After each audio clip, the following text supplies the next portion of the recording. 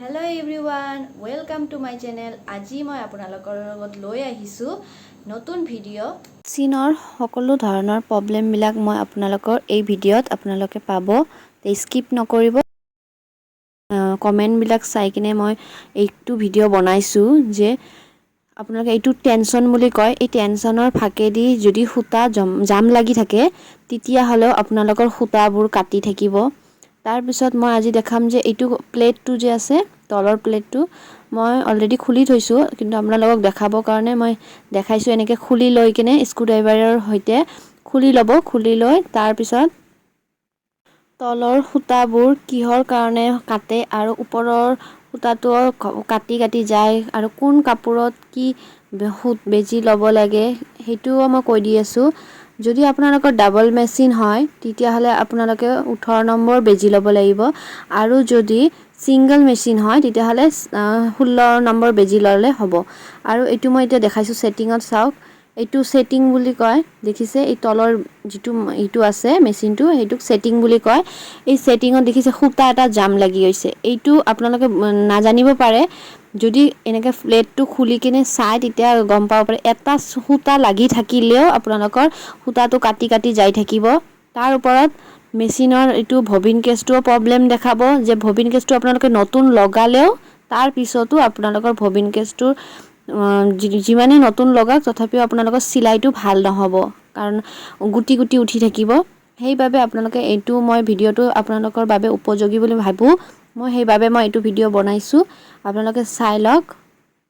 এইটো দেখিছে এই প্লেট দুটা যে আছে পুৰা জুঙা জুঙাকে লাগি আছে, যে এইটো বেজিত লাগি থাকিলেও আপোনালোকৰ সূতাটো ছিঙি ছিঙি যাই থাকিব। ঠিক আছে, দেখিছে এইটো।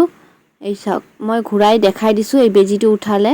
আৰু বেজিটো আপোনালোকে যদি উল্টা সিধা এইটো আপোনালোকে বেজিটো চাই ল'ব। দেখিছে মই আগৰ ভিডিওবোৰতো মই দেখাইছো এইটো বেজিটো। দেখিছে যদি অলপমান জুঙাটো যদি অলপমান ভাঙি যায় তেতিয়াও আপোনাৰ প্ৰবলেম হ'ব।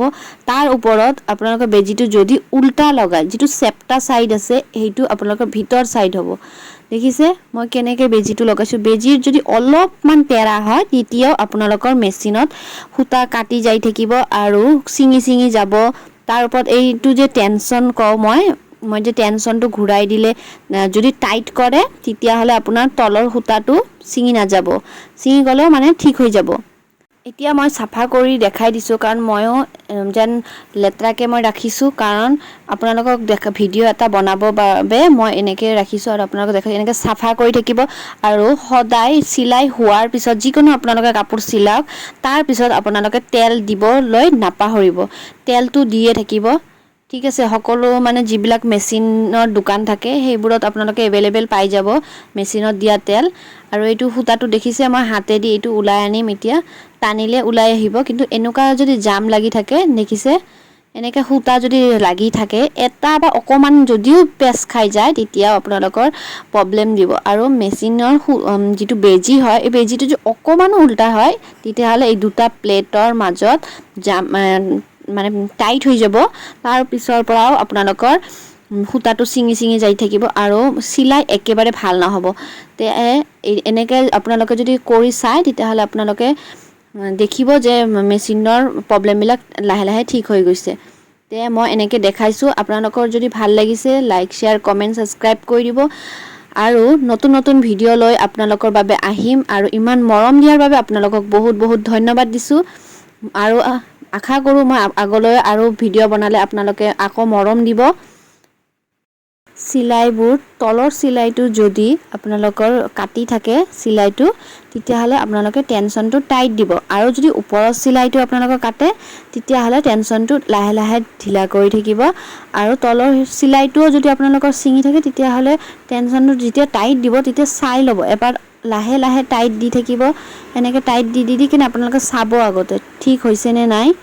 ঠিক আছে, এনেকে চালেহে আপোনালোকে পাৰিব, নহলে একেবাৰে টাইট দি দিলেও আপোনালোকৰ সূতাৰ চিলাইটো কাটিয়ে থাকিব কাটি থাকিব। ঠিক আছে, যদি আপোনালোকক ভিডিওটো ভাল লাগিছে লাইক শ্বেয়াৰ কমেন্ট সাবস্ক্ৰাইব কৰি দিব। আকৌ নতুন ভিডিওলৈ লগ পাম। তো বাই বাই।